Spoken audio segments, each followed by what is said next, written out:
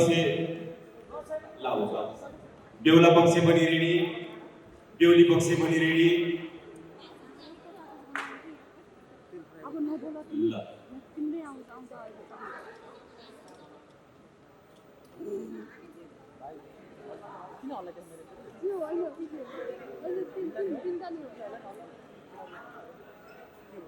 अब बेहुला पक्ष र बेहुली पक्ष कता कता घुमेर ल यो गरौँ त मिलाउँ त सबै रमाइलो हेर दुवैजना कति तङ्ग पर्या प्रदीप खड्काको मुहारमा हेर्नुहोस् त चमक यता त्यस्तै छ फेरि सरिसाको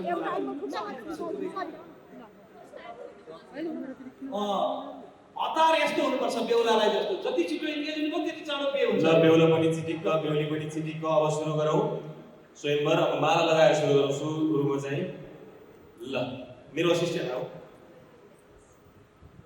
ल आमा पनि रेडी यता बेहुला पनि पहिला माला लगाएर सुरु गरौँ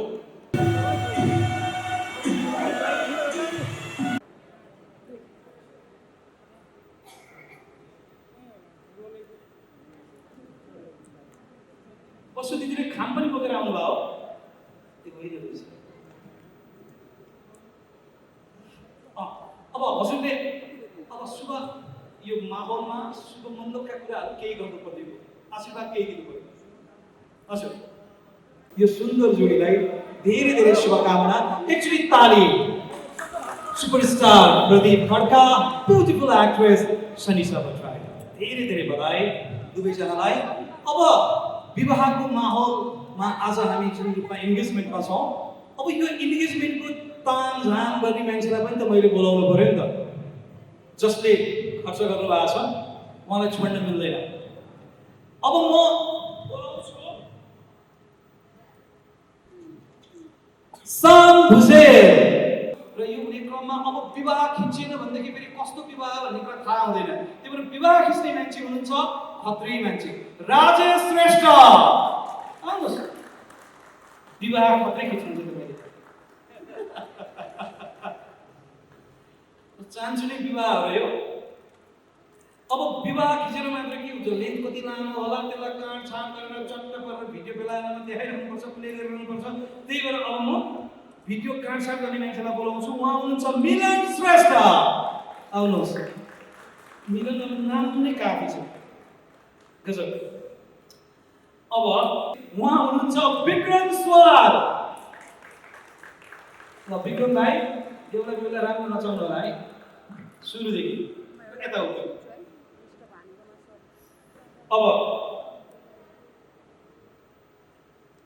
अब लुगाको कुरा आयो ड्रेस डिजाइन त गजब हुनु पर्यो हैन अझ त यहाँ मेकअपमा अथवा भनौँ सबैलाई सिँगार्ने काममा सरोज पाण्डे है सरोज भाइ अगाडि आउनुहोस् हेयरमा सरस्वती श्रेष्ठ बीटीएसमा निरज पन्थी प्रोडक्सन असिस्टेन्टमा कुलचन्द्र आचार्य डिस्ट्रिब्युटरको कुरा आयो शुभ विवाहलाई डिस्ट्रिब्युसन गर्दै हुनुहुन्छ सुनिल मानन्दरले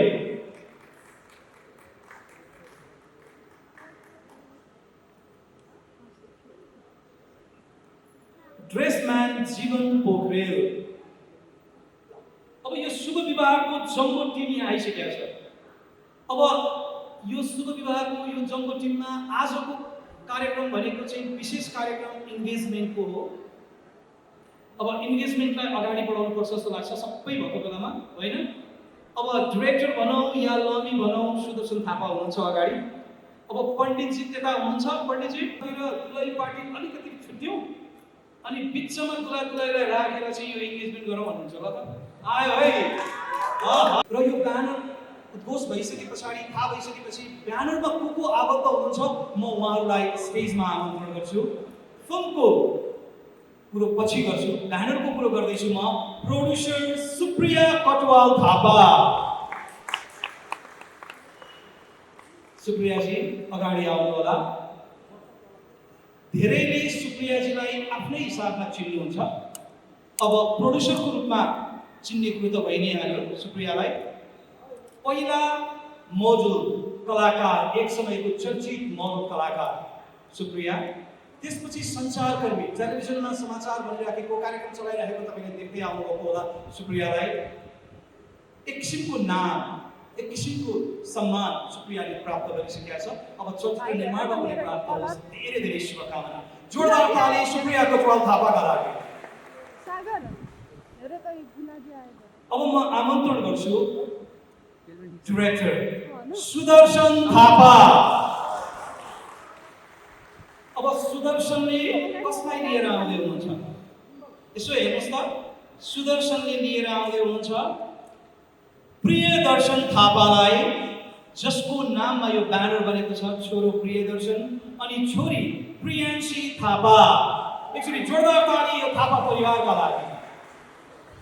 अब यो थापा परिवारलाई अगाडि बढ्नका लागि बारम्बार हौसला प्रदान गर्ने र जसका कारण यो परिवार अगाडि बढेको छ उहाँ हुनुहुन्छ आमा मीना थापा। म आमालाई पनि अगाडि आमन्त्रण गर्छु। म छोटो कुरो यता पहिला गर्छु ल। बाबु, बाबुको नाम के हो? ओहो, बाबुको नाम के हो भनेको प्रियदर्शन फिल्म्स रे। यसरी जोरदार ताली। फिल्महरू बनिरहेको छ। अनि तिम्रो कम्पनीले के गर्छ बाबु? कम्पनीले फिल्म बनाउँछ रे।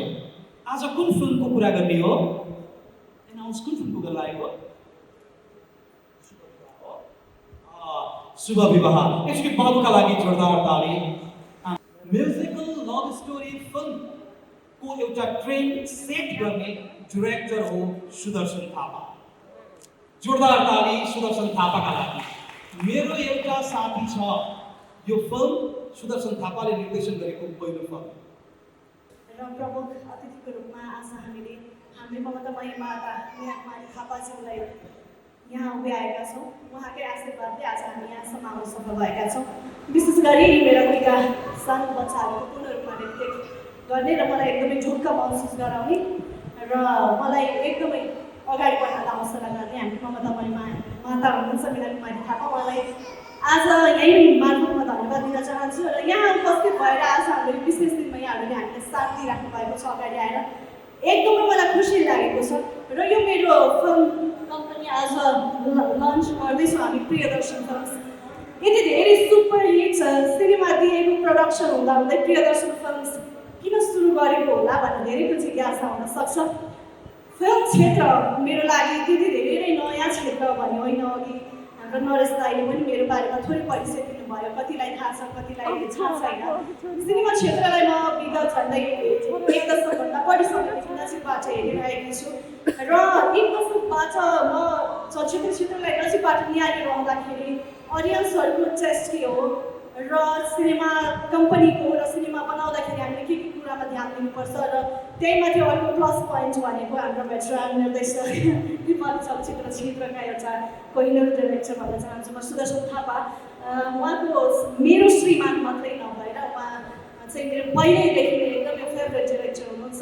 उहाँ नै साथमा हुँदाखेरि झनै धेरै मलाई हौसला मिल्यो। मेरो यो चलचित्र क्षेत्र चाहिँ सुदर्शन थापाको एउटा श्रीमती मात्र नभए चलचित्र क्षेत्रलाई त्योभन्दा पहिलेदेखि एकदमै धेरै मन पराउने मान्छे हो र चलचित्र क्षेत्रप्रति सधैँ नै रुचि राख्ने मान्छे हो र केही समय मैले चलचित्र क्षेत्रमा सङ्घर्ष पनि गरेको थिएँ, तर पछि मैले सञ्चारकर्मीको रूपमा अगाडि बढेँ। हामी दुईजना एक भइसकेर अगाडि बढिरहँदाखेरि चाहिँ हामी दुवैजना पर्सनल र प्रोफेसनल इन्ट्रेस्ट चाहिँ मिट गऱ्यो अनि हाम्रो चोइसेसहरू पनि सबै कुरा मिट हुने भएपछि चाहिँ म एउटा श्रीमती मात्र नभएर एउटा अहिलेको यङ जेनेरेसन केही काम गरौँ, केही नयाँ गरौँ, जीवनमा केही गरौँ, कसरी अगाडि बढ्न सकिन्छ भनेर सधैँ नै म खोजी गरिरहने मान्छे हो र जसले पनि बिजनेस गर्दा होस् अथवा कुनै पनि काम गर्दा होस् बाई हार्ट इन्ट्रेस्टकै काम गर्छौँ हामी। र मैले 2-3 वर्षको दौरानमा सञ्चारकर्मीको रूपमा अगाडि बढिरहँदा र म 2वटा बच्चालाई हुर्काइरहँदाखेरि जब म घरमा बसिरहेको समय थियो त्यो बेला मैले नितान्त व्यक्तिगत समय बिताइरहेको थिएँ। म प्रोफेसनल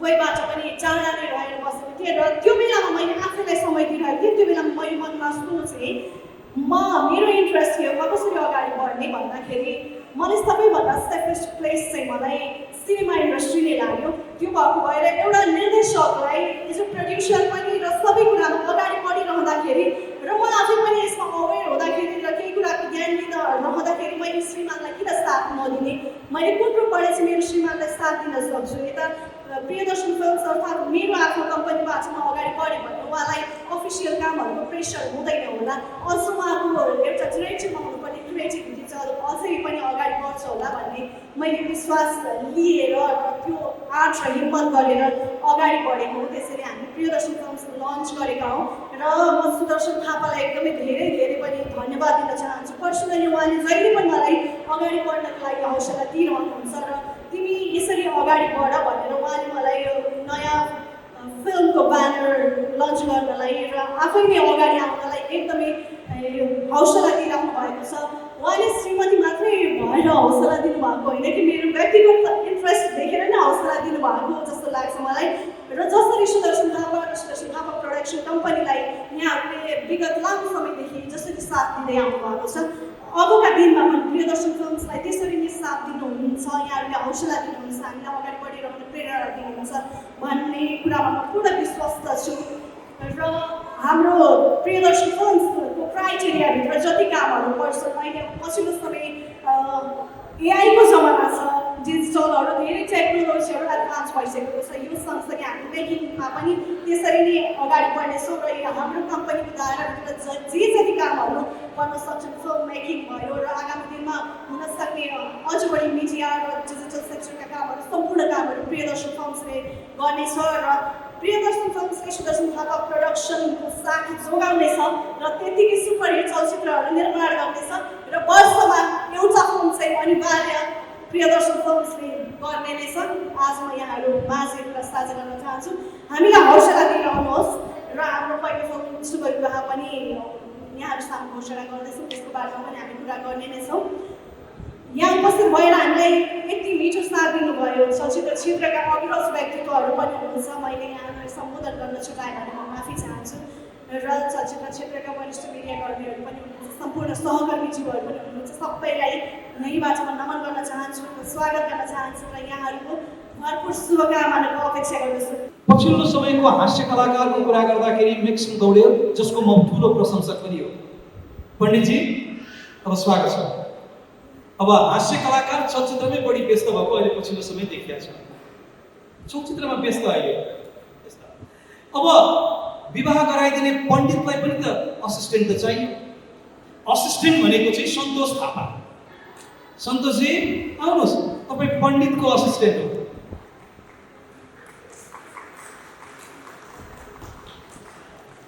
अब यता उठ्यो सन्तोष भाइ। अब मेक्सन र सन्तोष भइसकेपछि कुरो पुग्यो भने पण्डितमा अरू किन कोही चाहियो होइन? अब बेहुलाको हजुरबालाई पनि त बोलाउनु पर्यो। हजुरबा को हुनुहुन्छ त? मुकुन्द किशोर भट्टराई। हजुरलाई मैले स्वागत गरेँ। आदरणीय वरिष्ठ कलाकार मुकुन्द किशोर भट्टराई, जो बेहुलाको हजुरबा हुनुहुन्छ। अब बेहुलाको हजुरबा बोलाइसकेपछि हजुरआमालाई पनि त बोलाइहाल्नु पर्यो। बेहुलाको हजुरआमा आदरणीय वसुन्धरा भुसाल। दिदी, हजुरलाई स्वागत गर्छु।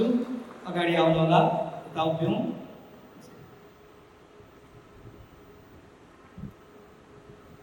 यो बेहुला बेहुली पक्षलाई चिनाउने कुरो हो। यता पण्डितजी यता हुनुहुन्छ, मेक्सन यता आउनु। पण्डितजीसँग मैले बेला बेलामा सल्लाह पनि गर्नुपर्ने भएको छ।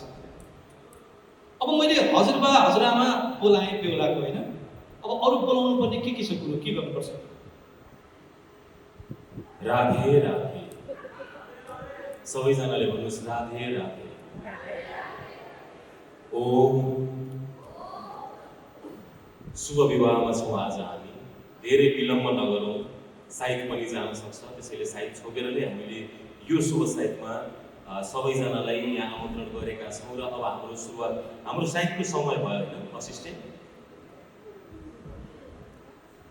साइद कतिको? 10,000। हाम्रो 10,000 रुपियाँको साइद भएको छ। हामीले अब सुरु गर्छौँ हाम्रो साइद। र बिहे सुरु हुन लागिसक्यो, स्वयंवर हुन लागिसक्यो, एङ्गेजमेन्ट हुन लागिसक्यो। बेहुला पक्ष चाहियो, बेहुली पक्ष चाहियो, हुनेवाला बेहुलाको परिवार चाहियो, हुनेवाला बेहुलीको परिवार चाहियो। अब उहाँहरूलाई मैले यसरी यहाँबाट बोलाउनु भन्दा हजुरले नाम पर्दछ, एकपटक उहाँहरू सबै एकजनालाई बोलाइदिनु होला। राधे राधे। हस् पण्डितजी, राधे राधे। 10,000 कमाउने तपाईँ यो माइक समातिराख्नुहोस् अहिले। केही चाहियो भने यसबाट भनिहाल्नु होला। अब म यो परिवार चिनाउनतर्फ लाग्छु, बेहुला बेहुलीको परिवार, किनकि हजुरबा हजुरआमा आएपछि आशीर्वाद प्राप्त भइसकेको छ यहाँ। अब म नाम लिन्छु। बेहुलाको बुवा विशाल पहाडे, बेहुलाको आमा अन्सु महर्जन। आउनुहोस्। ल, बेहुलाको आमा आउनुभयो। अब बेहुलीको पक्ष पनि बोलाइहालौँ। बेहुलीको बुवा कृष्ण ढुङ्गाना, बेहुलीको आमा वृन्दा खतिवडा। हजुर के त हो?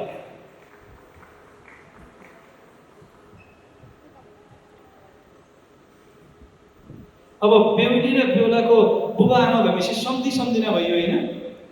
सँगै उभिने क्या हो? सँगै उभिनु त्यहाँ त सम्झिने सँगै उभिनुहोस्। सम्झिनेको ढोक पनि बस्नु। अब बेहुलीको भाइ सुहान श्रेष्ठ। बेहुलीको भाइ कता? बेहुलीको भाइ यता आउनुहोस् त। कता हुनुहुन्छ? ए ल। अब बेहुलाको काकी अनिता बस्ने।